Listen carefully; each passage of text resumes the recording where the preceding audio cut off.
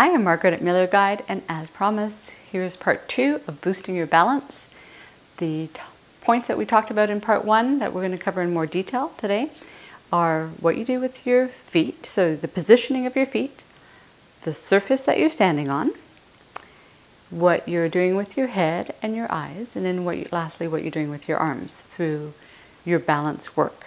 And so let's cover each of those points in detail so that you know simple ways that, just with the things that you have at home, that you can help yourself to boost your balance. So first thing to keep in mind is whatever position you happen to choose is that you want to be successful. And when I say that, you want to feel like you're balanced, you're holding a position that you can successfully balance in.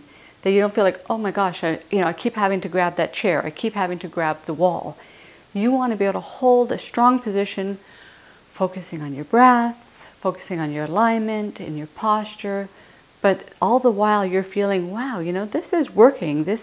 I could feel the little muscles in my feet and in my ankles, and I could feel my hip muscles working to hold me, to help me keep that posture and that balancing all the while feeling just a little bit more challenged, not threatened, not like, oh my goodness, my whole nervous system feels like I'm gonna, collapse and fall over, and this is very threatening, because that's when you're pushing yourself just a little bit too hard, and your body doesn't like that. So be patient with yourself, and with little adjustments to each of these positions, you'll be able to progressively boost your balance. So let's start with the first thing, the foot position.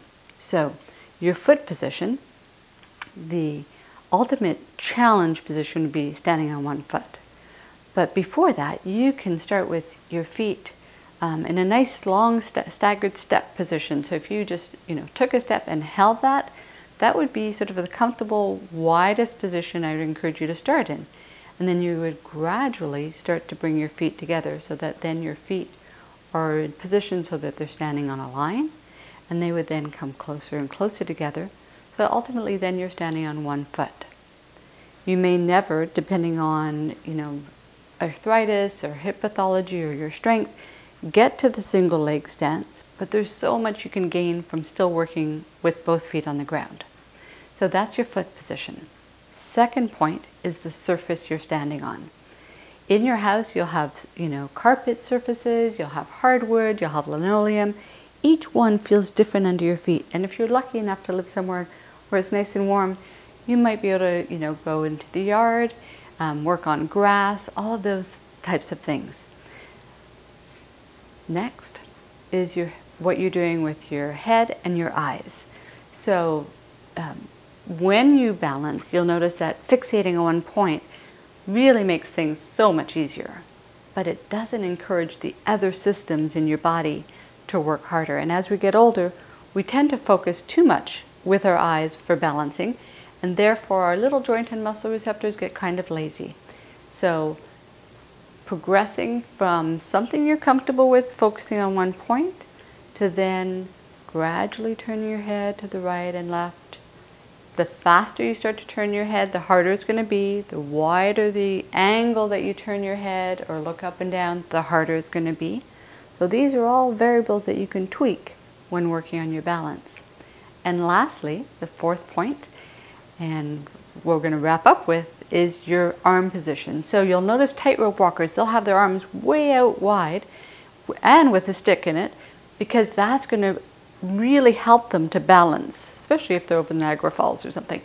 But for you, in real life, you might be carrying groceries, you might be going out to your car with car keys, those kind of things. And so you want to practice with a reduced arm support. So with time, as you get comfortable in challenging yourself, you can start to bring your arms in off the height of the chairs, still in a safe position, but maybe bringing your arms to be crossed in front of you, or doing other things with your arms, such as just tossing a little ball, soft ball in front of you, those kind of things. So hopefully these tips will help you boost your balance, keep you safe.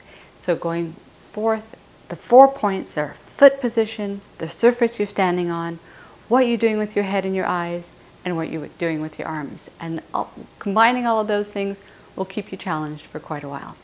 Thanks for tuning in. I'm Margaret from Guide.